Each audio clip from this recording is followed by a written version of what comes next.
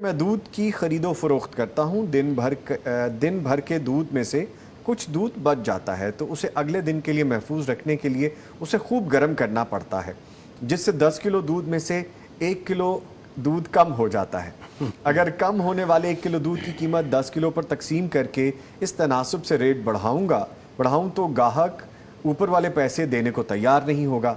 सवाल यह है कि जितना दूध कम होता है क्या मैं उतना पानी मिला सकता हूँ ताकि कम होने वाले दूध का नुकसान पूरा किया जा सके। अच्छा, इन भाई साहब से पहले तो ये पूछा जाए कि क्या इन्होंने पहले वाकई दूध में पानी नहीं मिलाया हुआ था?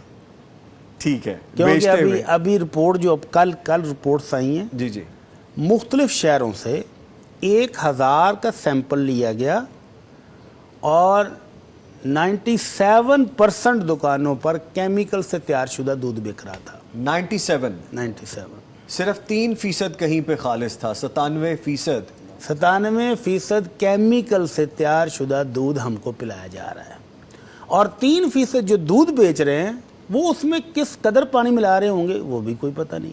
लेकिन ये भाई साहब कह रहे हैं कि ये 10 किलो में 1 किलो ही मिला रहे हैं, तो क्या ये जायज़ है? बिल्कुल जायज़ नहीं है। नबी रहमत सल्लल्लाहु अलैहि वसल्लम फरमाते हैं, मन गश्शना फलैसा मिन्ना, जिसने मिलावट की वो हम में से है ही नहीं, मुसलमानों में से नहीं है। अगर इस भाई का ये दूध बिका नहीं है, अव्वल तो आजकल दूध मिलता कहाँ है भाई, दूध की तो शार्टेज है, खालिस दूध हो तो शार्टेज है, पूरा नहीं होता। और ये भाई साहब कहते हैं कि मेरा बच भी जाता है। सुभान अल्लाह, ये पता नहीं किस शहर में किस दुनिया में बसते हैं कि जहाँ दूध इसका आज का कल तक बचा रहता है।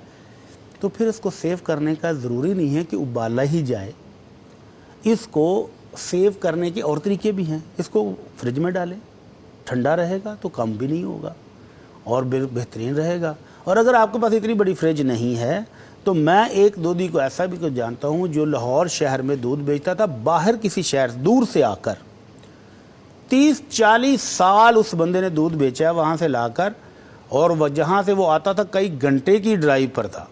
वो कहता था मैंने ज़िंदगी में कभी एक कतरा भी पानी नहीं मिलाया और कभी मुझे बर्फ़ डालने की ज़रूरत भी नहीं है। हालांकि गर्मियों में तो दूध ख़राब हो जाता है। तो उसको पूछा कि क्या करते हो? वो कहता जब मैं दूध लेकर आता हूँ भैंसों का तो एक बड़ा टप रखा हुआ है, उसमें डाल के तो पाइप लगा के तो टप को पानी लगाता हूँ ठंडा साइडों से। जब दूध की असल भाप निकल जाती है, वो नॉर्मल हो जाता है, उसको डब्बों में बंद करके तो लाहौर पहुँचने तक कुछ भी नहीं होता। उसकी इस ईमानदारी का फिर मंजर ये है कि उसने लाहौर में एक दुकान वाले से, पहले तो वो घरों में सप्लाई करता था, फिर जब गाहक बढ़ गए, दूध बढ़ गया जी, तो उसने एक दुकान वाले से कॉन्ट्रैक्ट किया कि इतने पैसे तुम्हें दूंगा। तो लोग बर्तन लेके लाइनों में, दूर लंबी लाइन लगी होती है, अभी दूध पहुंचा नहीं और लोग लाइन में खड़े हैं। तो भाई साहब खालिस दूध हो तो फिर तो मंजर ये होता है, बचने का तो सवाल ही पैदा नहीं होता।